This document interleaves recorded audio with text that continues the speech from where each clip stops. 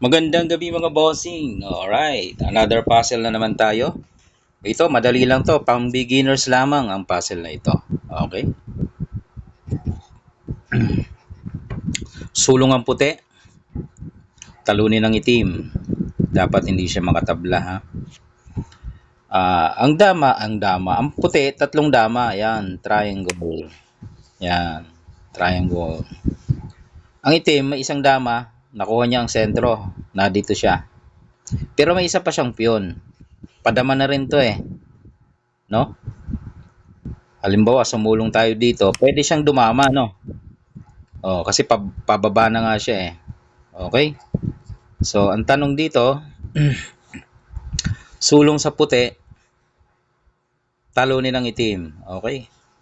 5 moves. Kaya ba 5 moves mga bossing? 3 to 5 moves, okay? Pwede rin sa 3 eh, kung depende sa saan kakain o susulong ang itim. Yung may clue na doon. 3 to 5 moves, talo na ang itim, sulong sa puti. Sige, kaya ba i-solve mga bossing? Sa mga beginners, para sa inyo to. Napakadali nito. Kasi sa iba, ano lang to, CCU, basic, no? So, sa mga beginners, medyo mag-iisip kayo dito ng kahit konti. Siyempre, beginners nga nangangapa pa yan eh. Pero pag mga ano na, magagaling na, CCU na yan, ano na yan, basic na yan. Kaya mga boss, no? Pag sumulong ka doon, yan, o di kaya dadama siya. Pag pinakain mo naman, ay hindi mo na mahuhuli. Ayun, yun ang katanungan dyan. Paano mo siya tatalunin ng itim? 5 moves, tapos hindi pa siya makakatabla, no? Ayan. Pero madali lang yan. Pag nakita mo na yung unang key move, swak na yan sa banga.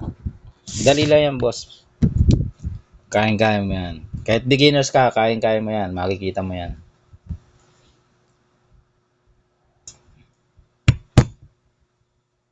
Simple lamang ang puzzle na yan. Okay? Oh, try mo lang i-solve, bossing.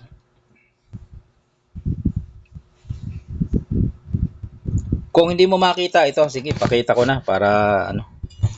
Ganun din lang naman dito na tayo. Sige. Ang sulong mo diyan para matalo ang itim ay dito. Okay? Kakain yung dama niya. Saan kakain? Sagad ba o dito lang? Pag dito lang, 3 moves lang yan. Bilangin mo. 1, 2, pagkain ng itim, 3. Yung, pasok sa 3 moves. Okay? Ibalik natin. Isinagad niya naman. 1, dito ka lang. 2, siyempre damay susulong niya kasi yung piyon naharangan mo. Kailangan mo umalis dyan para makadama to. No? Hindi siyempre alis ka. Saan ka pupunta? Sa gitna.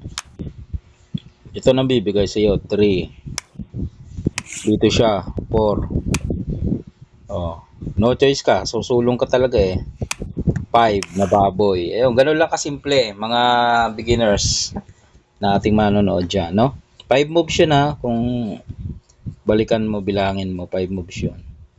Yan 1, dito ka. Punta siya ng gitna. 2, dito ka. Ay, ano ba yun? Ulit nga, nalilito tuloy ako. 1, 2, 3, 4, 5. Oh, diba? 5 moves. Baka may comment. Teka. May comment yan eh. Nilagay dito. Paano kung nilagay sa dulo? Ayun. Ibigay mo lang to para bumalik siya. Tapos, yan. Diba? Bawal na umatras ang piyon. Papunta siya dito eh. So, persado ang dama. Pagsulong, boom, nalak, nababoy. Okay na mga boss. Simple po. 5 moves, nakuha natin. 3 to 5 moves. Ayan o. Saan ba position? Ayan nga ang position. White to move and win. 5 moves.